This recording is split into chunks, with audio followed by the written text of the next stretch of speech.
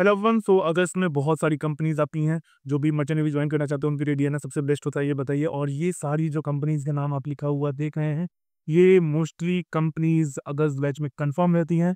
कुछ कुछ के चांसेस मतलब 99% रहता है कि रहेगा ही रहेगा।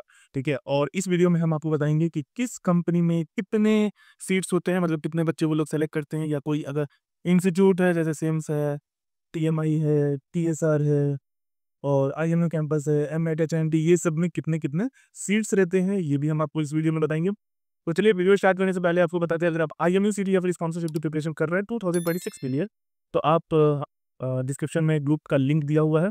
आप हमारा टेलीग्राम ग्रुप, व्हाट्सएप ग्रुप का लिंक ज्वाइन कर सकते हैं। उसमें आप सारे डाउट्स को क्लियर कर दिया जाएगा।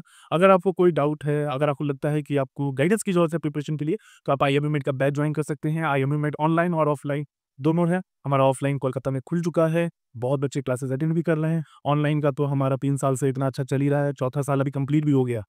ठीक है, तो आप ऑनलाइन भी ज्वाइन कर सकते हैं, बहुत कम फी में अच्छे तो प्रिपरेशन हो जाएगा। तो चलिए वीडियो पे आते हैं।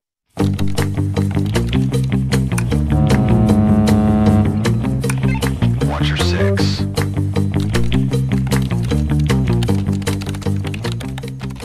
तो देखिए, ये सारी जो कंपनीज हैं ये सभी अगस्त बैच में कंफर्म रहती हैं। कुछ इंस्टीट्यूट भी हैं इसमें से, ठीक है ना। जैसे आप ये देख लो, एंग्लो ईस्टर्न है। एंग्लो ईस्टर्न के बाद आप जिसको ले लो, फिर सिम्स ले लो, सेवन आइलैंड ले लो और एससीआई ले लो। इन लोगों के खुद की ही कंपनी इंस्टीट्यूट दोनों हैं। ठीक है, तो इसमें हम आपको बताएंगे किसके कितने सीट्स होते हैं। तो इससे आपको ये अंदाजा लग जाएगा कि हाँ, टोटल कितने सीट्स हैं, आप कितना मतलब बच्चे को मिल लेगा, कितने बच्चे स्पॉन्सर होंगे, कितने बच्चे इधर उधर जाएंगे और कितने रिजेक्ट होंगे। सबसे पहले एंग्लो ईस्टर्न की बात करें तो एंग्लो ईस्टर्न का अगस्त बैच में 160 ये सीट रहता है। इतने बच्चे अगस्त बैच में एंग्लोशन लेता है। फ्लीट मैनेजमेंट इस बार 80 लिया था, अगली बार भी 80 ही लेगा, क्योंकि फ्लीट मैनेजमेंट के बारे में बता रहे हैं। फ्लीट मैनेजमेंट में अभी वेटिंग बढ़ा हुआ है, तो वो लोग ज़्यादा बच्चे लेने से रहे, ठीक है ना। तो मोस्ट प्रोबेबली वो लोग 80 पे ही जाएंगे। सिनर्जी भी 80 पे जाएगा, क्योंकि सिनर्जी का भी वेटिंग बहुत बड़ा हुआ है। 6 महीने 8 महीने का वेटिंग चल रहा है, तो जाहिर सी बात है सिनर्जी भी 80 पे ही रुक जाएगा। एमएससी भी इस बार 80 बच्चे लिया, लेकिन एमएससी में क्या है ना, एमएससी इस बार डीएनएस के लिए 80 बच्चे लिया, 40 बच्चे बीएससी के लिए लिया, बीटेक के लिए बच्चे लिया। तो एमएससी में बहुत सारे सीट्स हैं, बीएससी बीटेक और डीएनएस सब में नहीं रहेंगे। तो इसमें भी मान के चलते हैं अभी के लिए एमएससी एससी। एमएससी पे तक है ना, बहुत बच्चों को सेलेक्ट कर लेता है और उनको फैब बैच के लिए भी शिफ्ट कर देता है। तो मान लीजिए साल में तो 20, लेकिन हम अगस्त बैच की बात करते हैं तो अगस्त में 80। ग्रेट ईस्टर्न 80 लेता है, लेकिन इस बार क्या होगा 2025 में कि 60 बच्चों को ही वो लिया, क्योंकि ग्रेट ईस्टर्न में भी वेटिंग बढ़ा हुआ है। तो उसकी वजह से वो लोग डिसाइड किए कि वो लोग थोड़े कम बच्चे लेंगे, वेटिंग रिड्यूस करेंगे और फिर आगे बढ़ेंगे। मेरे ख्याल से मोस्ट प्रोबेबली अंदर से फिर से बोलो 80 ले लेंगे। सिम्स 80 लेता था, ठीक है ना, लेकिन सिम्स इस बार 40 लिया है और हमको लगता है मोस्ट प्रोबेबली अगली बार भी 40 की देगा। अगर सिम्स अगर 80 लेने लग गया ना, तो बच्चे फिर से रोने लग जाएंगे, क्योंकि सिम्स में वेटिंग साल भर से ऊपर है। तो वेटिंग रिड्यूस करना है तो उनको बच्चे रिड्यूस करने होंगे। तो सिम्स का 40 ही लेकर चलिए, सिम्स में ये सब का स्पॉन्सरशिप मिलता है। सेवन आइलैंड जो है ये 80 बच्चे लेता है, ठीक है। इसमें से मोस्टली बच्चे क्या होते हैं ना कि सिमटी, SNMT इंस्टीट्यूट है, 80 बच्चे लेता है। और इसको लिख देते हैं सिमटी, नहीं तो सबको लगेगा कि सब सेवन आइलैंड में ही चले जाता है। इसमें क्या होता है, कुछ बच्चे वी शिफ्ट जाते हैं, कुछ जो लड़कियां होती हैं वो सी स्पेन चली जाती हैं।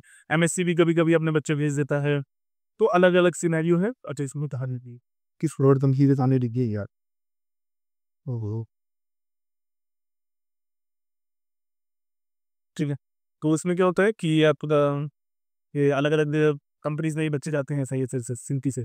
तुलानी में 120 सीट रहता है, ठीक है। इसमें क्या होता है कि कंपनी आती है, कंपनी शॉर्टलिस्ट करती है, फिर इंटरव्यू लेती है, ले जाती है। इसमें कुछ अच्छे अच्छे कंपनीज है, लाइक तुम्हारा विलेंसन हो गया, फिर टॉर्न हो गया। फिर इस बार थोड़ी कम कंपनी आई थी, लेकिन जनता इन लोग किसी ना किसी तरह से बच्चों को स्पॉन्सर करवा देते हैं।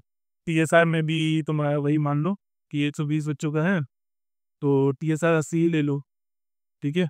टीएसआर 80 ही रखो, क्योंकि मोस्टली बच्चे तो इसमें वो पेड स्पॉन्सरशिप वाले जाते हैं, जो पैसा दे के इधर उधर से आ जाते हैं, फिर बाद में उनके जिंदगी के क्या बोलते हैं बर्बाद।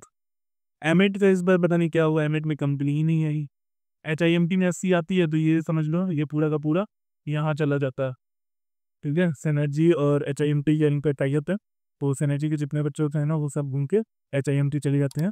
तो पूरा 80 मान लो, मतलब इसको हम लोग ब्लैंक छोड़ देते हैं, इसको काउंटिंग में नहीं रखेंगे, ठीक है। SCI कभी 80 लेता है, कभी 40 लेता है, चलो 80 मान लेते हैं।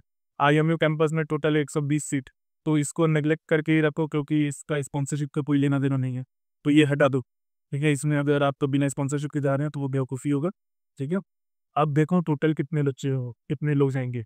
160, 80, 240, 320, 400, 480, 520, 600, 720, 800, 840, 840, 80, 920। चलो 920 को राउंड फिगर इधर उधर इधर उधर लेके कहीं बढ़ गया, कहीं कम हो गया, कहीं कुछ लेके हम कर देते हैं 1000 सीट। मान लो 20,000 बच्चे, 25,000 बच्चे भी अगर स्पॉन्सरशिप के लिए इंटरेस्टेड रहेंगे तो उसमें से 1000 बच्चों को स्पॉन्सरशिप मिलेगा। ठीक है। अब आप बोलोगे कि इसमें तो कंपटीशन ही कहाँ है, फिर ये तो कम कंपटीशन हुआ। तो आपको बता दें, ये जितने भी बच्चे होते हैं मोस्टली 60% पीसीएम वाले होते हैं। मतलब कि आपके पास कंपटीशन है, यहाँ कोई बेवकूफ़ कोई गधा नहीं आ रहा। ठीक है ना, सब अच्छे से 60% अबव है, मतलब एवरेज स्टूडेंट हैं या अबव एवरेज हैं या फिर बहुत अच्छे हैं। अगर आप इनके साथ कॉम्पीट कर रहे हैं तो आपको उनसे अच्छा होना पड़ेगा। ठीक है। अब यहाँ पर क्या है कि अब इस 1000 सीट में देखो, अब सबसे मस्त फैक्ट सुनो। 2025 में इस 1000 बच्चे में से लगभग अगर तुम सारे इंस्टीट्यूट, कोचिंग इंस्टीट्यूट सबका रिजल्ट अगर कंबाइन करोगे ना, तो तुमको पता चलेगा कि 800 से 900 बच्चे कोचिंग इंस्टीट्यूट से थे।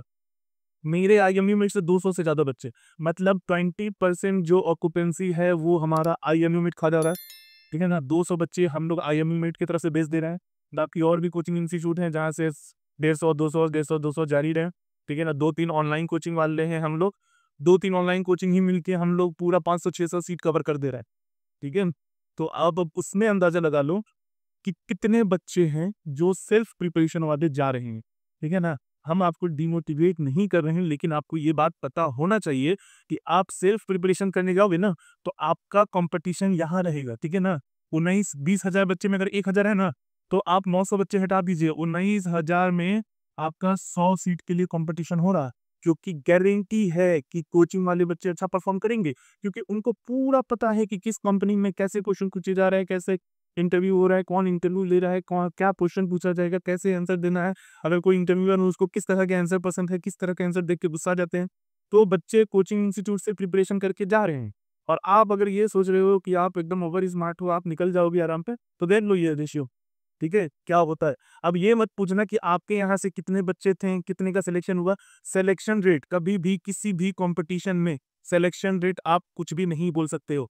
अब आप बोलोगे कि सिलेक्शन रेट बताओ, आप पीडब्ल्यू के पास चले जाओ, पीडब्ल्यू के पास 50 लाख बच्चे हैं, ये 50 लाख ज्यादा हो गया, मान लो 5 लाख बच्चे हैं। ठीक है, किसी भी कंपटीशन में जैसे नीट के लिए 5 लाख बच्चे वहाँ से पीडब्ल्यू का बैच लिए हुए हैं। ठीक है ना, बैच नहीं भी लिए हैं तो चलो कुछ भी।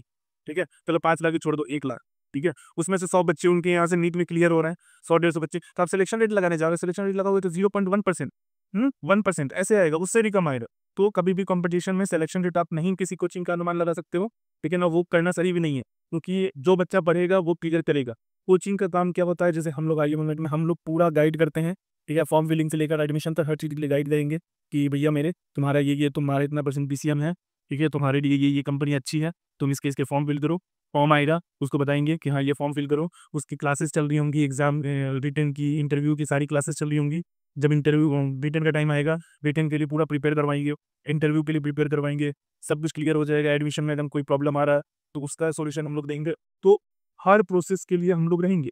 ठीक है ना, कोचिंग इंस्टीट्यूट का काम होता है कि हम लोग आपको एक तरीके से गाइड करेंगे, जिसकी वजह से आपका सिलेक्शन ईजी हो जाएगा। अब आप खुद सोचो कि कोई टॉपर है, जैसे आईआईटीएन है, नीट का टॉपर सब है, वो लोगों को क्या कोचिंग का जरूरत है? नहीं है कोचिंग का जरूरत। वो लोग खुद इतना इंटेलिजेंट है कि वो लोग टीचर बढ़ा देगा। ठीक है, मेरे ही जब हम 12 में थे तो मेरे कोचिंग स्कूल में एक लड़का था। ठीक है ना, आईआईटी का उसका रैंक 900 समथिंग था मेरे स्कूल में। वो डेली स्कूल भी आता था।